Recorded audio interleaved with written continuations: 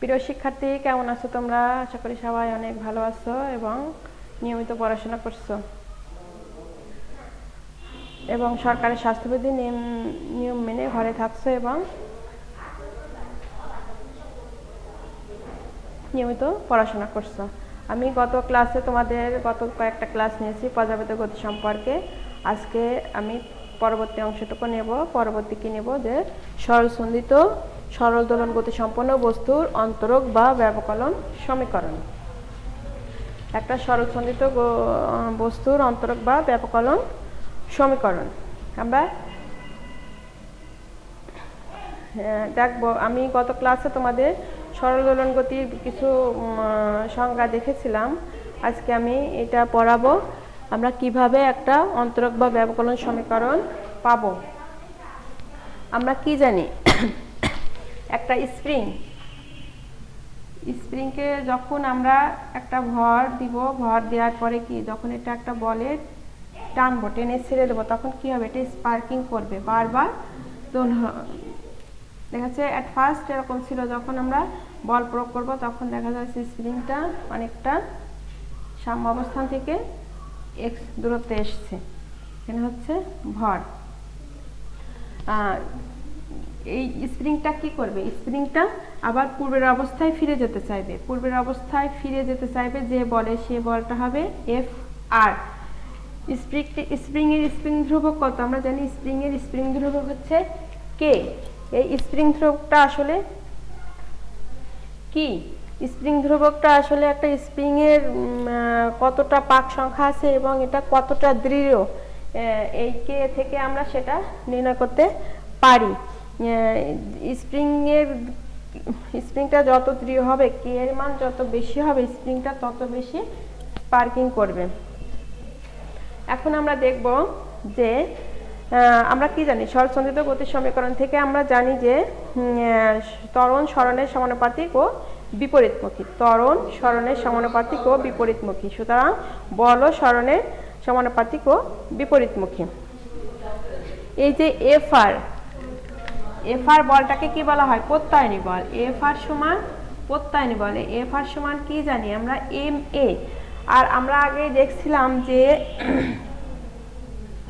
F R সমান কি? Minus কে x. এটা হচ্ছে স্প্রিং ধ্রুবক আর এফ আর হচ্ছে প্রত্যয়নী বল। তাহলে এফ আর সমান মাইনাস কে এক্স। আমরা গত ক্লাসে দেখেছিলাম যে এফ আর প্রত্যয়নী বল সমান মাইনাস কে এক্স। তখন আমরা এখানে এই এফ আর এর মানটা বসাবো, তখন এটা আসবে এম এ সমান মাইনাস কে এক্স সমান এম এ।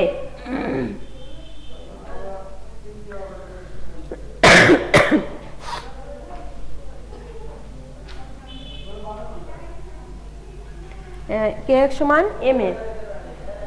তাহলে এখন আমরা এম এ সমান পেলাম কি? Minus K x. M A সমান মাইনাস কে এক্স। আবার আমরা জানি কি কোনো বস্তুর বল সমান কি, বেগ সমান কি জানি? বেগ ভি সমান ডিএক্স ভাগ ডিটি। এই বেগ মানে কি? বেগ হচ্ছে একক সময়ে যতটুকু দ্রুত অতিক্রম করবে সেটা হচ্ছে বেগ। তাহলে ত্বরণ এর সমান কত? ডিভি ভাগ ডিটি। এই সরণকে একবার ডিফারেন্সিয়েট করলে আমরা বেগ পাই, বেগকে ডিফারেন্সিয়েট করলে আমরা ত্বরণ পাই। তাহলে এর সমান কি হলো? ডি স্কয়ার এক্স ভাগ ডি টি স্কয়ার। ত্বরণ এর সমান ডি স্কয়ার এক্স ভাগ ডি টি স্কয়ার। এখন এটা আমি যদি 1 নং সমীকরণে বসাই, তাহলে এই এম কোণ ডি স্কয়ার এক্স ভাগ ডি টি স্কয়ার সমান মাইনাস কে এক্স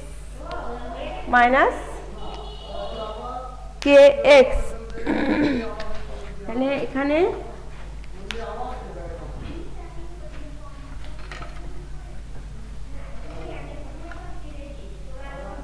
তাহলে এখানে পেলাম এম ডি স্কোয়ার এক্স ভাগ ডিটি স্কোয়ার সমান মাইনাস কে এক্স। আমি এমটা ওই পাশে নিয়ে গেলাম, ডি স্কোয়ার এক্স সমান মাইনাস কে ভাগ এম এক্স। তাহলে এইখানে দেখো এটা একটা ধ্রুবক রাশি, এখানে কে হচ্ছে স্প্রিং ধ্রুবক, আর আমরা জানি বস্তুর ভর হচ্ছে একটা ধ্রুব রাশি, বস্তুর ভরটা ধ্রুব রাশি। এখন এই কে ভাগ এম এটার মান আমরা ওমেগা স্কোয়ার ধরে নিয়েছি, এটার মান আমরা কি ওমেগা স্কোয়ার ধরে নিয়েছি। আসলে ওমেগাটা কি? ওমেগাটা হচ্ছে বস্তুর কৌণিক বেগ। কৌণিক বেগ, এই স্প্রিং ধ্রুবক কে বাড়ার সাথে সাথে কৌণিক বেগও বৃদ্ধি পায়।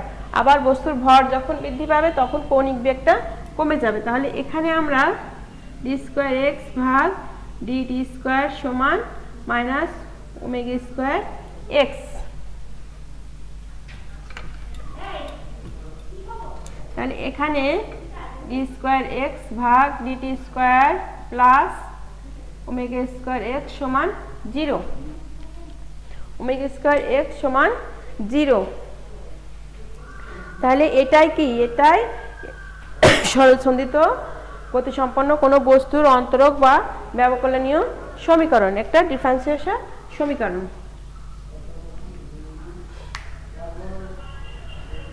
তাহলে প্রিয় শিক্ষার্থী, তোমরা দেখেছো এই যে সমীকরণটা পেলাম এটাই ব্যবকলন সমীকরণ বা অন্তরক সমীকরণ, অন্তরক বা ব্যবকলন সমীকরণ। এটা হচ্ছে অন্তরক বা ব্যবকলন সমীকরণ। শিক্ষার্থী, আমরা দেখো আমরা একটা বস্তুর সরলসন্ধিত গতি স্পন্দন সম্পন্ন কোনো বস্তুর অন্তরক বা ব্যবকলন সমীকরণ বের করলাম। এখন আমরা এই সমীকরণটার কিভাবে সলিউশন করা যায়, বা এই যে সমীকরণ থেকে আবার এই এক্স এর মান কিভাবে, সমাধান কি, একটা সমীকরণের সমাধান দেখা যাচ্ছে সাপোজ এক্স প্লাস 5 সমান 0, এই সমীকরণের সমাধান আমরা কিভাবে করতে পারি? এই সমীকরণের সমাধান আমরা কিভাবে করতে পারি?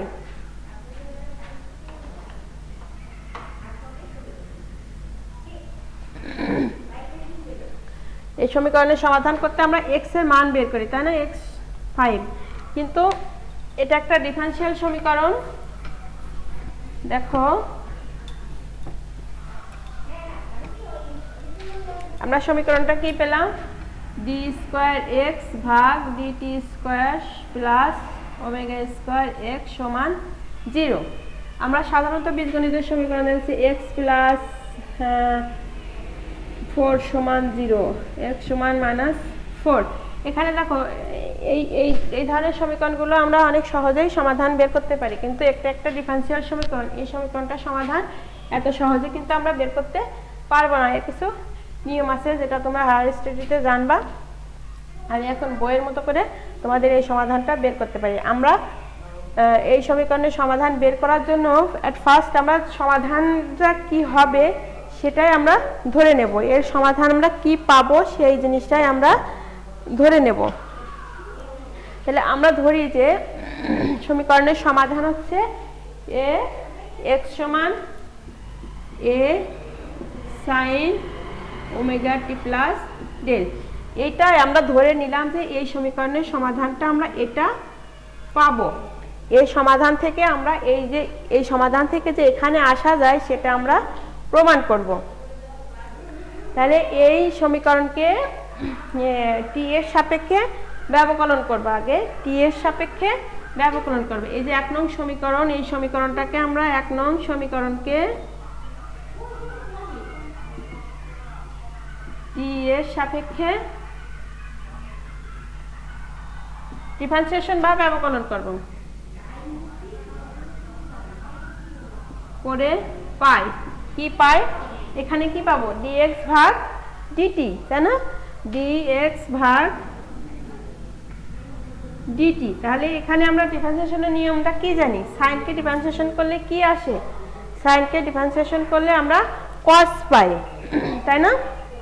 তাহলে এটা এ থাকবে, সাইন পরিবর্তন হয়ে কোসাইন হবে, ওমেগা টি প্লাস ডেল্টা। আবার এই পোর্শনটুকু ডিফারেন্সিয়েশন করলে আমরা কি পাই? দেখো এখানে একটা ওমেগা আসে, তাহলে একটা কি হলো? এটা পেলাম এ কস omega t plus del plus গুণ ওমেগা। এখন আমরা এই অংশটুকুকে আমি আবার ডিফারেন্সিয়েশন করব, তাহলে আমরা এটাকে পেলাম, দেখি আমি তোমাদের একটু ভেঙে দেখাই আবার, সরি এটা ওমেগা, এ ওমেগা কস ওমেগা টি প্লাস ডেল্টা, এটা পেয়েছি। এই যে সমীকরণ পেলাম, 2 নং সমীকরণ দিলাম, এই 2 নং সমীকরণকে আমরা আবার ডিফারেন্সিয়েশন করব। আবার টি এর সাপেক্ষে ডিফারেন্সিয়েশন করলে আমরা কি পাবো? আমি এখানে সমীকরণটা লিখে রাখি, ডি স্কোয়ার এক্স ভাগ dt square plus omega square x সমান 0। আমাদের লাস্ট এই সমীকরণটাকে আনতে হবে। তাহলে এই 2 নং সমীকরণকে আমি আবার ডিফারেন্সিয়েশন করব, তাহলে ডি স্কোয়ার এক্স ভাগ ডিটি স্কোয়ার সমান ডি ভাগ ডিটি এ omega cosec omega t plus del.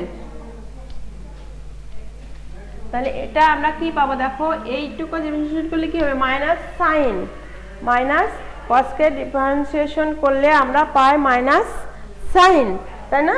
তাহলে এই পোর্শনটুকু কিন্তু ধ্রুবক রাশি, ওটা ওইভাবেই থাকবে, এ omega sine omega t plus del, তারপরে কি আর একটা ওমেগা আসবে, এই পোর্শনটুকু ডিফারেন্সিয়েশন করলে আর একটা ওমেগা আসবে।